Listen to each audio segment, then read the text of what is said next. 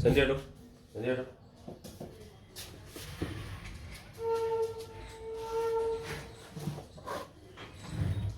Very good morning, welcome to a new day. I hope आपकी preparation अच्छी चल रही होगी, अच्छे से करिए। इस साल आपको एग्ज़ाम क्लियर करना है।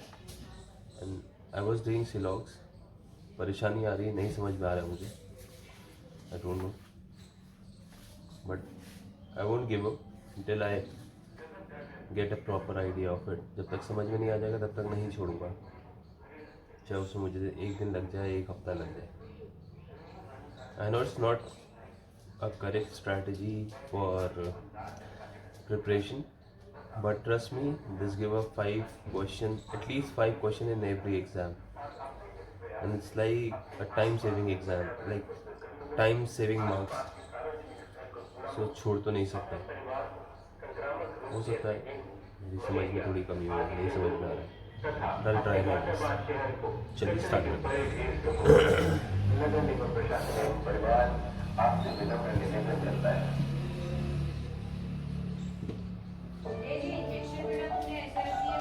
मम्मा बाद में बात करेंगे, मैं काम कर रहा हूँ, वीडियो चल रही है।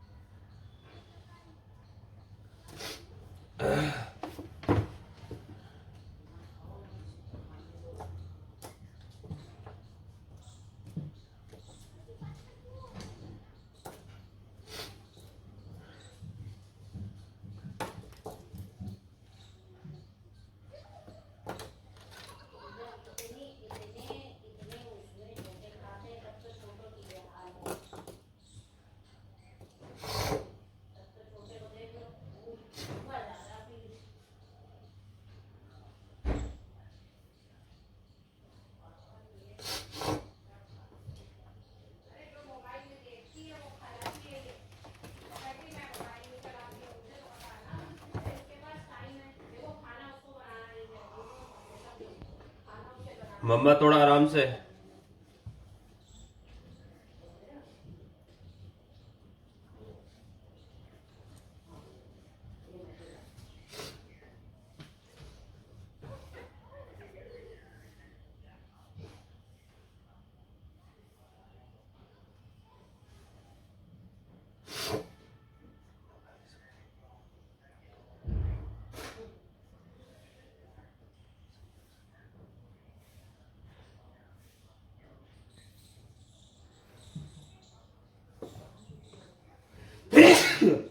अरे मेरी माँ,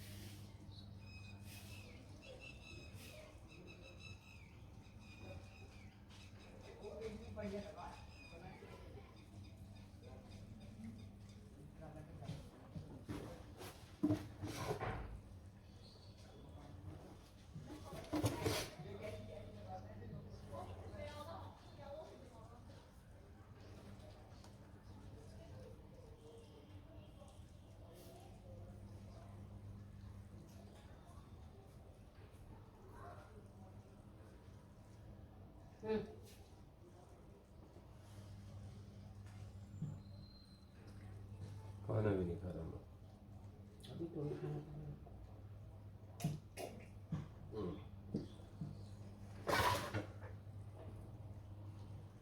धीरे धीरे चबिंग करो और रस अंदर करो।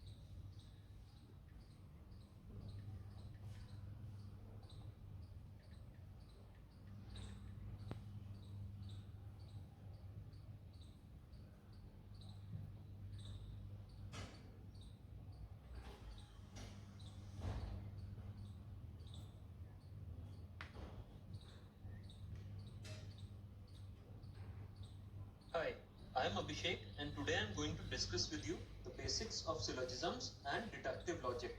This is going to be a series of a few lectures. I'll discuss the basics for the statement which says that John is an Indian citizen. Now look at this second one. All Indians are smart. Obviously. Again, a pretty simple statement. But if you combine these two statements, what does it tell you? Since all Indians are smart and John is an Indian, John has to be smart, obviously. So it tells us that John is smart. So that becomes our number 3. Now this set of 3 statements becomes an argument. So it's defined as a single comprehensive act of thought comprising 3 propositions, 2 premises and a conclusion. So the first 2 statements are premises and the third statement is the conclusion. This is premise 1. A premise is a basic proposition that supports a conclusion and upon the truth of which an argument is based. So for this argument to hold, you will have to assume that the premise given is true. Likewise, look at the second premise. All Indians are smart.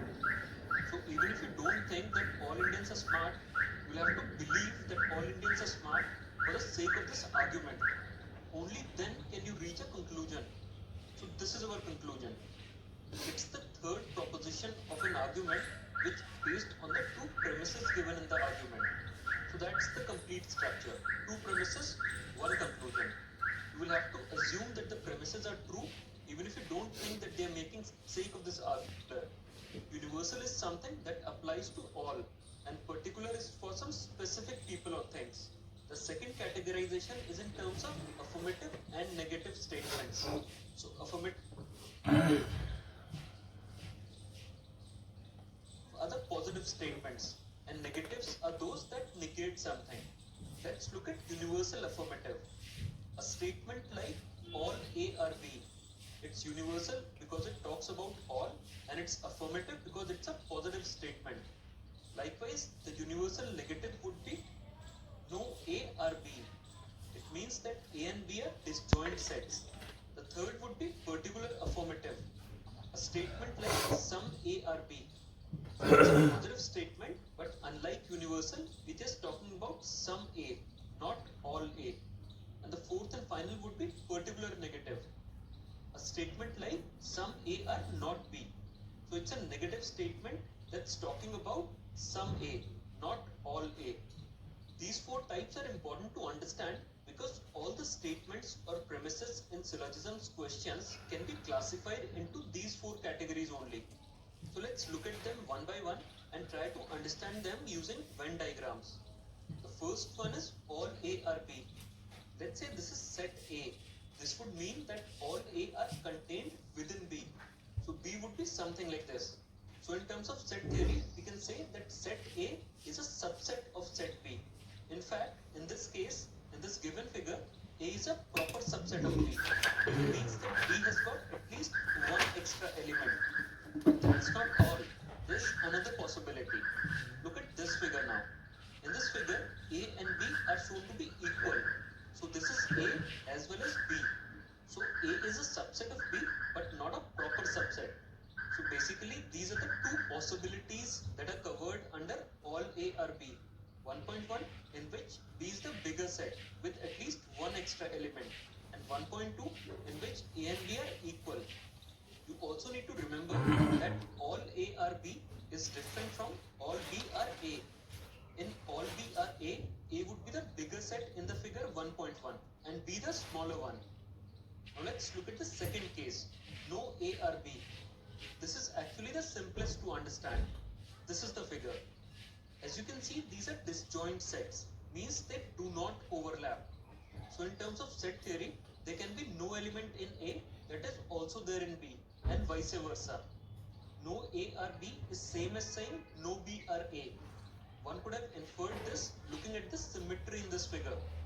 Another way of writing this is all A are not B.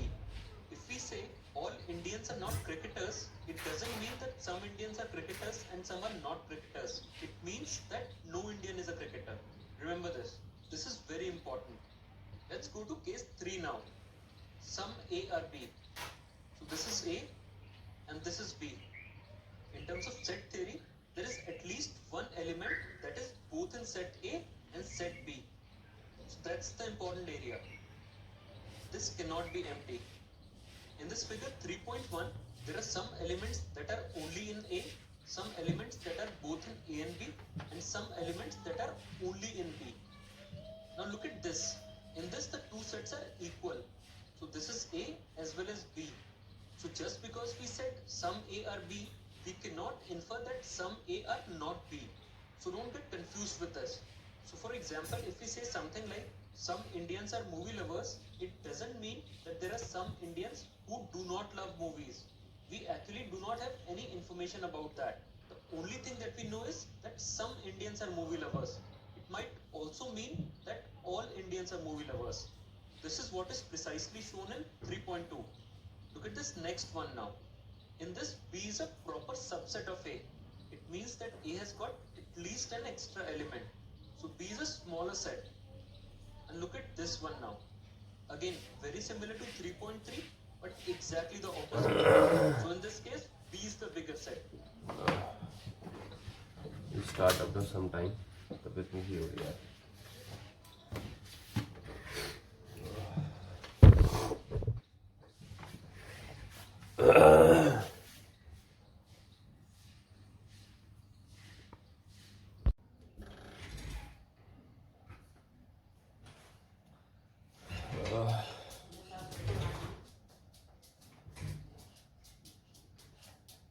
So now B has got at least one extra element. So these are basically the four cases that sum up some A or B.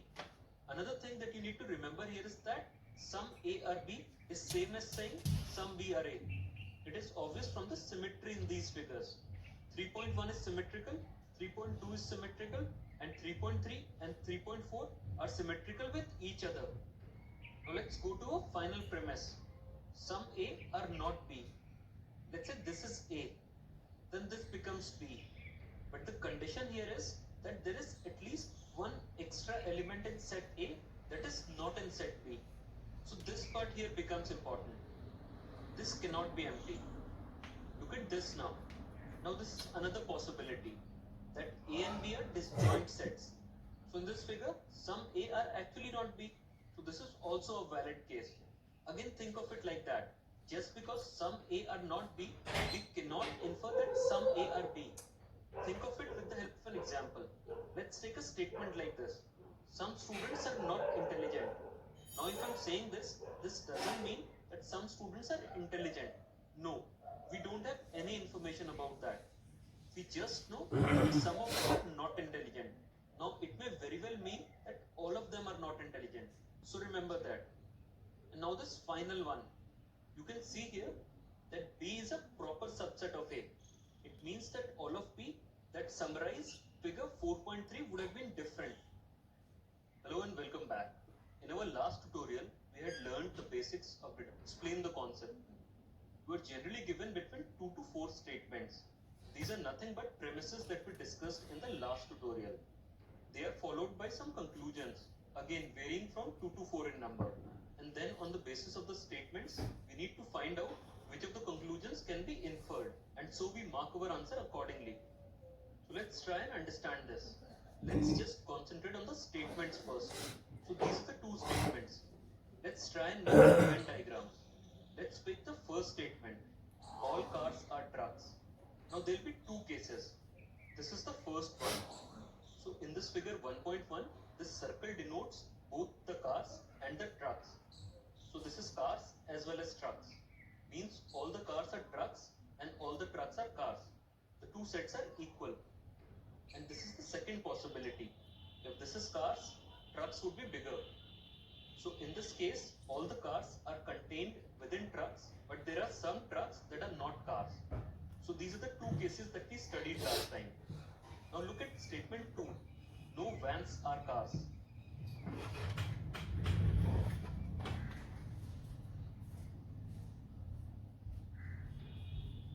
भैया मुंह में लौंग डालो तो गला तुम्हारा चाय नहीं पी मैं अंदर बैठ जाऊँ क्या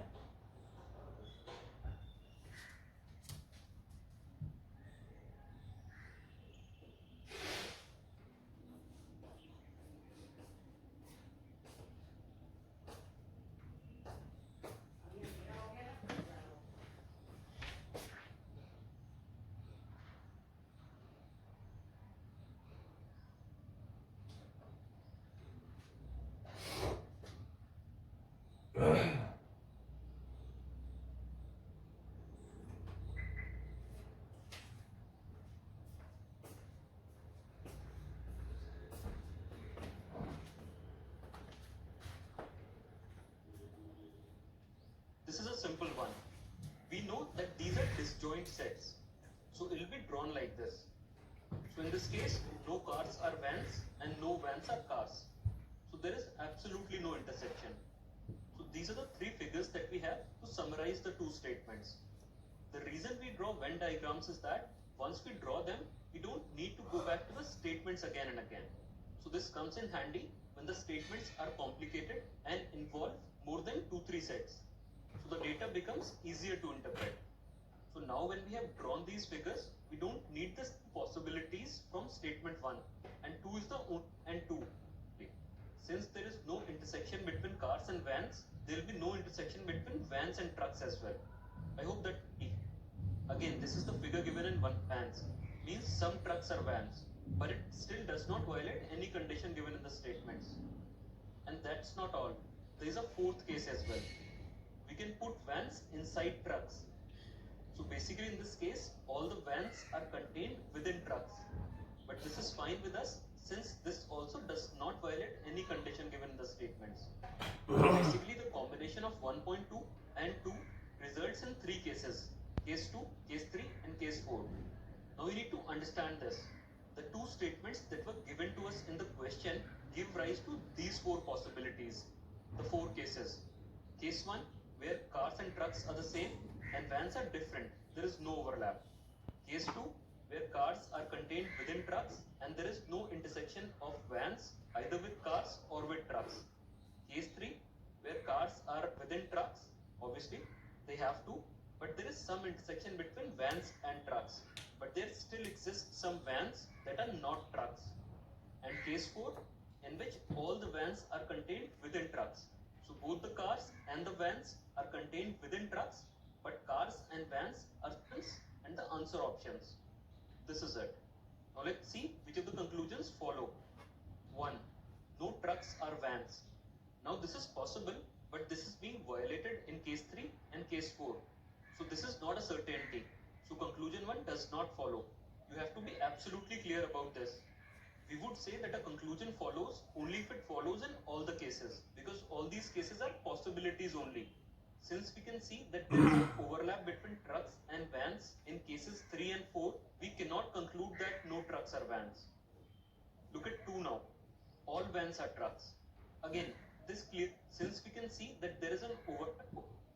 1. No trucks are vans. Now this is possible, but this is being violated in case 3 and case 4. So this is not a certainty. So conclusion 1 does not follow. You have to be absolutely clear about this. We would say that a conclusion follows only if it follows in all the cases, because all these cases are possibilities only. Since we can see that there is an overlap between trucks and vans in cases 3 and 4, we cannot conclude that no trucks are vans. Look at 2 now. All vans are trucks. Again, this clearly does not follow. It's being violated in case 1 itself. So let's cross this. Number 3. Some trucks are vans. Again, this is also violated in case 1. So this also does not follow. Number 4. Some vans are not trucks. Now this is a good one. Case 1 is fine. Case 2 is fine. Case 3 is also fine. So there are some vans that are not trucks. But if you look at case 4, all the vans are shown to be trucks. So again, this does not follow because of case 4. So let's cancel this as well. So it means that options A, B, C, D cannot be the answer. So the answer has to be option E. But let's try and understand what it says. We have been asked to mark E as the answer if either conclusion 1 or conclusion 3 follows. Now understand this very carefully. Look at conclusion 1 once again. It says no trucks are vans. We can see that this is the situation in case 1 and case 2. And if we look at conclusion 3, it says some trucks are vans. So this is valid in case 3 and case 4. Now there are just 4 possibilities. Case 1, case 2, case 3 and case 4. So either conclusion 1 would follow, it means case 1 or case 2, or conclusion 3 would follow, means case 3 or case 4. So we can say that conclusion 1 and 3 amongst themselves cover all the 4 possibilities. Yes, they do. And that's why E has to be our answer. I hope that's understood. Case 2, where cars are contained within trucks, and I hope that's understood, are trucks. Now there will be two cases. This is the first one. So in this figure 1.1, this circle denotes both the cars and the trucks. So this is cars as well as trucks. Means all the cars are trucks and all the trucks are cars. The two sets are equal. And this is the second possibility. If this is cars, trucks would be bigger. So in this case, all the cars are contained within trucks, but there are some trucks that are not cars. So these are the two cases that we studied last time. Now look at statement 2. No vans are cars. This is a simple one.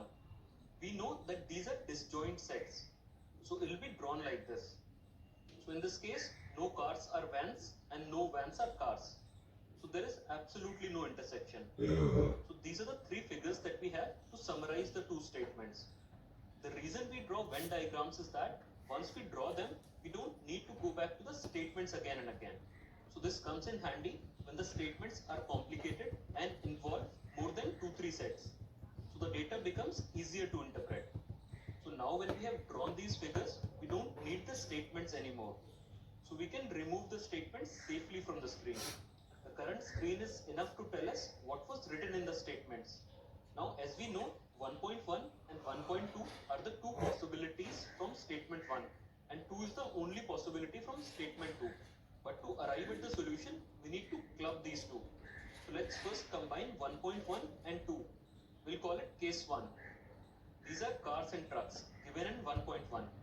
If we have to combine it with figure 2, vans would be drawn like this. Obviously, since there is no intersection between cars and vans, there will be no intersection between vans and trucks as well. I hope that's understood. Now let's try combining 1.2 and 2. Look at this. This is the same figure that's given in 1.2. Now the only restriction with vans is that it cannot overlap with cars. So we can put vans here. So this is fine. It's not the only possibility. Look at case 3. Again, this is the figure given in 1.2 and let's put vans now. Again, this is also possible. In this case, as you can see, there is an intersection between trucks and vans. Means some trucks are vans, but it still does not violate any condition given in the statements. And that's not all. There is a fourth case as well. We can put vans inside trucks. So basically in this case, all the vans are contained within trucks. But this is fine with us since this also does not violate any condition given in the statements. So basically the combination of 1.2 and 2 results in three cases. Case 2, case 3 and case 4. Now we need to understand this. The two statements that were given to us in the question give rise to these four possibilities. The four cases. Case 1 where cars and trucks are the same and vans are different. There is no overlap. Cars are within trucks. Case 4. I hope the footnote being violated in case 3 and case 4. So this is not a certainty. No so trucks conclusion are 1 allowed. does not follow. You have to be absolutely clear about this. We would say that a conclusion follows only if it follows in all the cases, because all these cases are possibilities only. Since we can see that there is an overlap between trucks and vans in cases 3 and 4, we cannot conclude that no trucks are vans. Look at 2 now. All vans are trucks. Again, this clearly does not follow. It's being violated in case 1 itself. So let's cross this. Number 3. Some trucks are vans. Again, this is also violated in case 1. So this also does not follow. Number 4. Some vans are not trucks. Now this is a good one. Case 1 is fine. Case 2 is fine. Case 3 is also fine. So there are some vans that are not trucks. But if you look at case 4, all the vans are shown to be trucks. So again, this does not follow because of case 4. So let's cancel this as well. So it means that options A, B, C, D cannot be the answer. The answer has to be option E. But let's try and understand what it says. We have been asked to mark E as the answer if either conclusion 1 or conclusion 3 follows. Now understand this very carefully. Look at conclusion 1 once again. It says no trucks are vans. We can see that this is the situation in case 1 and case 2. And if we look at conclusion 3, it says some trucks are vans. So this is valid in case 3 and case 4.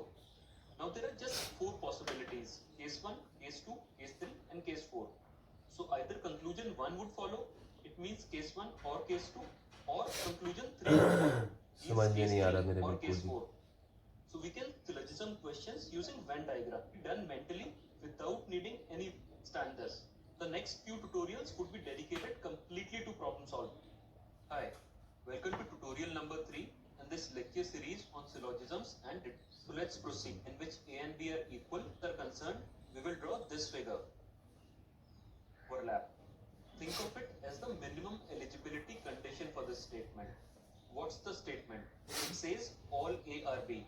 That's what precisely the figure shows, but it omits the possibility that A may be equal to B. So it's the absolute bare minimum condition for the statement.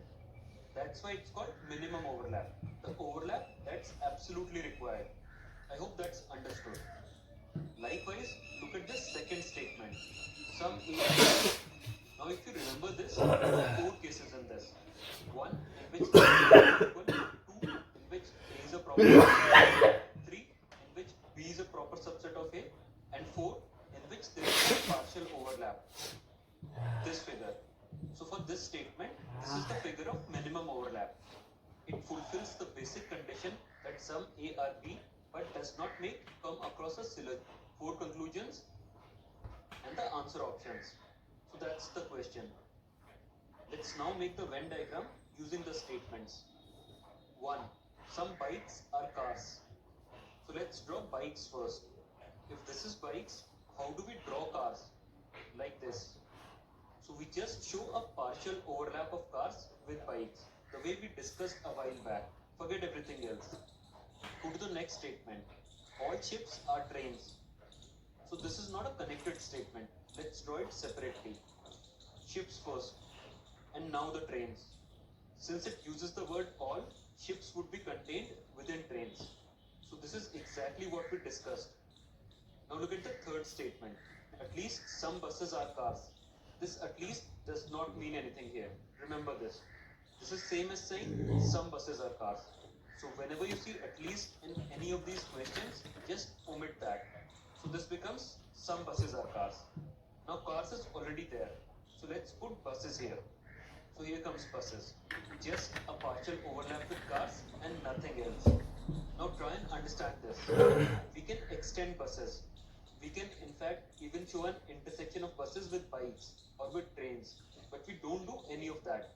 We just show the minimum overlap. And the condition is that some buses are cars. So we just stick to that. Now the last statement, 4. No buses are ships. So we draw something like that. This sign tells us that whatever else you do with the figure, you cannot make buses and ships overlap. That's what that sign means. So basically this reminds us that buses and ships are disjoint sets without going back to the statements. That's why we should always draw it like this. Once you've drawn this, it's very simple to answer. Look at the conclusions now. All cars are trains. What do you see here? There is no intersection between cars and trains. So this is incorrect. Does not follow. 2. Some trains are ships. We can clearly see in the figure that all the ships are within trains only. This is true. This follows. Number 3. Some buses are bikes. We can see from the figure that bikes are not intersecting with buses. So that does not follow. Number 4. Some cars are buses. Obviously, that's there. We can see it.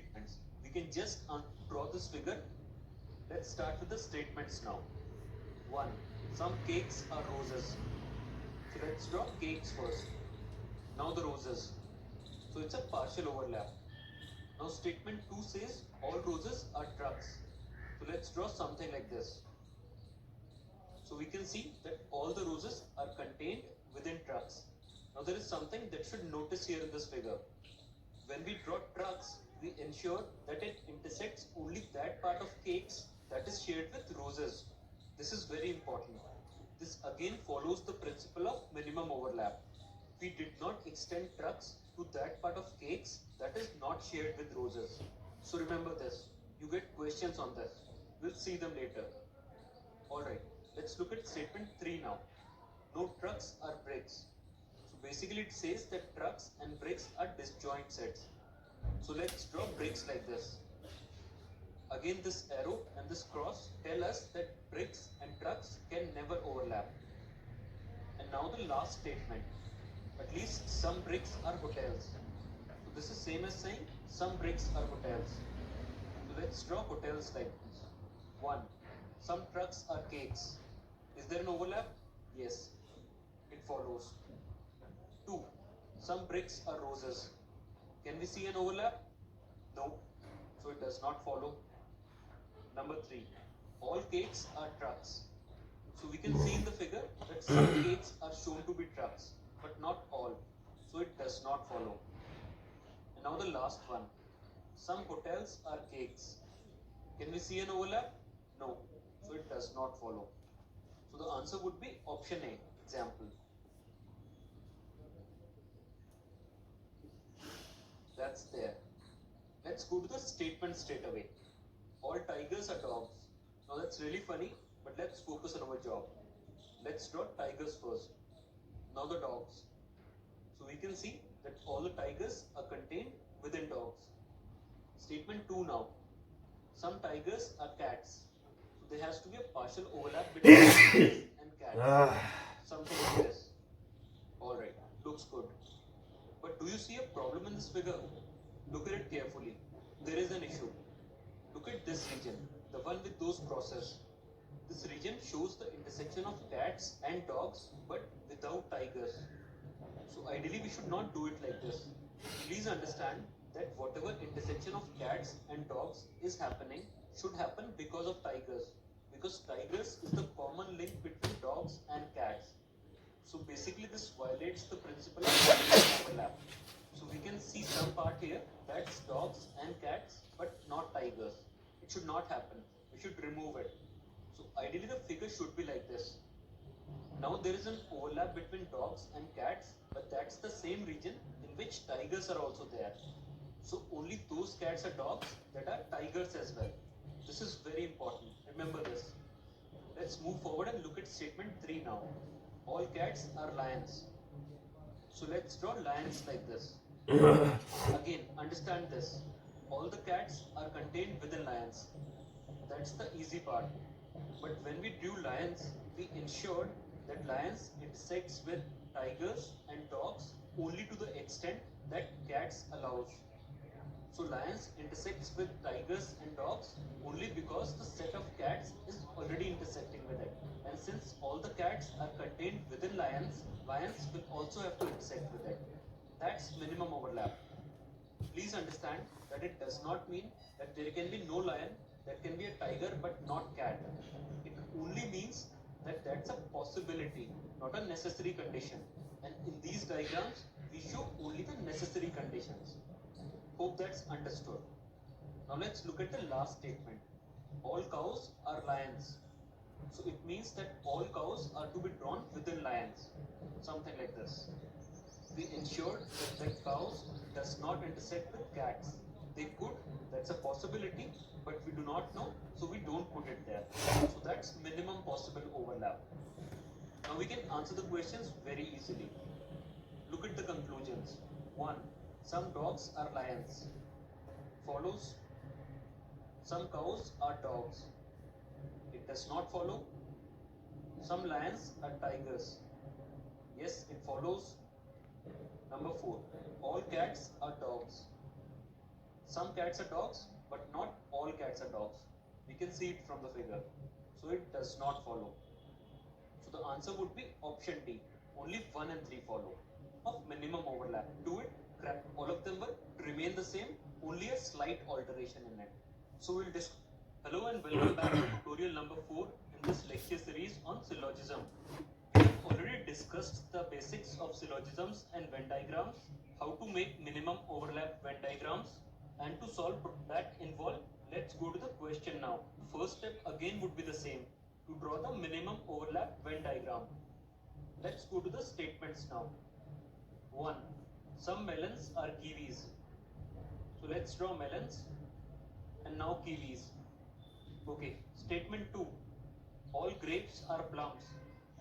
So let's draw grapes separately and now plums. Number 3. All kiwis are apples. So let's draw apples like this. And number 4. No apples are grapes. So let's make something like this. It tells us that whatever else we do with this figure, we can never make apples and grapes overlap. So this was pretty simple. This was exactly what we did last time. I hope you would already have understood minimum overlap diagrams and now you can draw them comfortably. That's critical. So let's go to the conclusions now. 1. Some apples are melons. We can clearly see from the diagram that some apples are melons. So this is fine, it follows. Number 2. Some grapes are kiwis. We can see from the figure that kiwis and grapes aren't overlapping. Nor can they, because grapes and apples are disjoint sets and kiwis are contained completely within apples. So this does not follow. Number 3. No apples are plums. Now this is the negative statement that we were talking about. If you look at the figure, apples and plums are shown to be disjoint sets. But please remember that this is just the minimum overlap diagram, which tells us only about the necessary conditions and does not explore the possibilities. So now when we have a negative statement there, we have to look at the possibilities as well. That is the only difference between dealing with affirmative statements and negative statements. For affirmative statements, you can answer directly from the figure. In case of negative statements, though you can answer directly from the figure, you will have to visualize the possibilities as well, as in the case of this conclusion.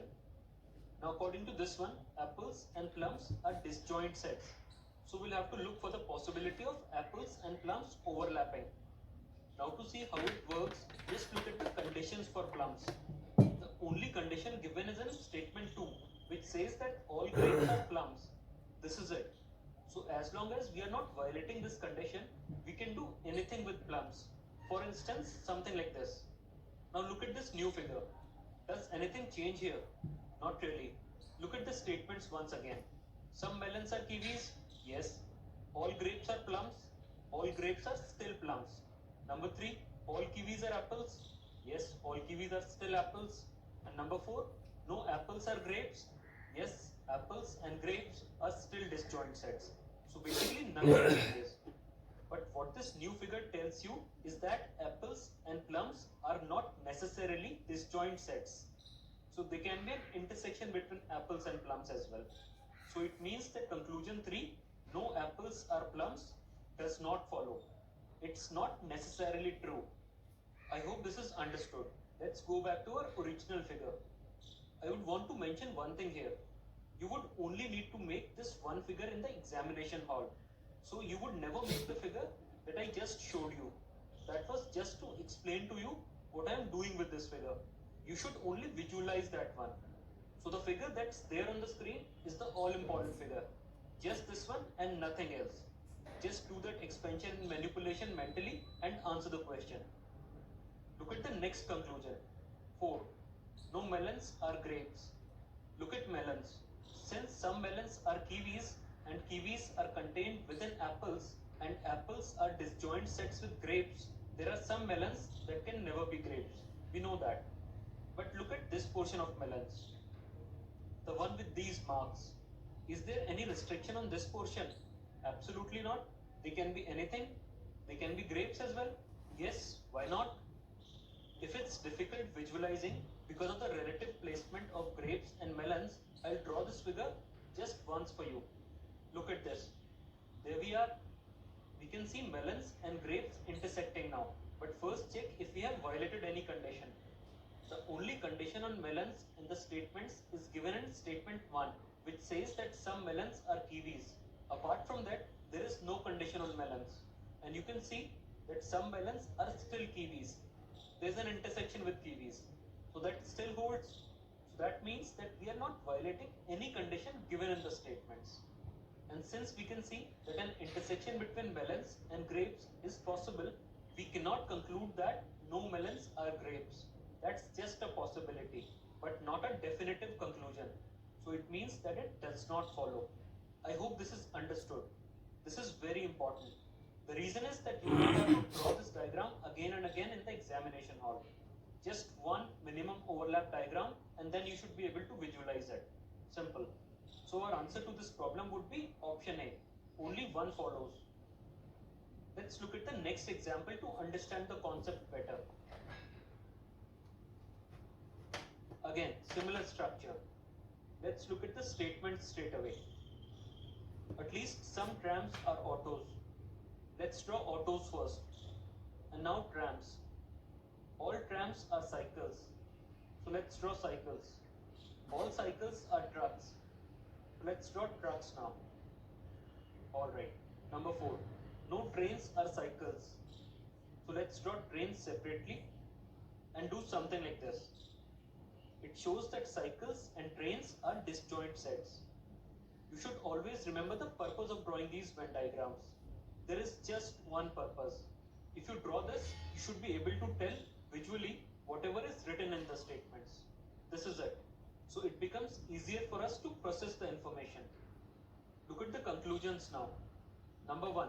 Some trucks are autos. Yes, we can see the overlap, so it follows. Number 2. No trams are trains. So it's a negative statement and we'll have to look at all the possible cases. But if you look at the figure, we can see that cycles and trains are disjoint sets. So there can be no overlap.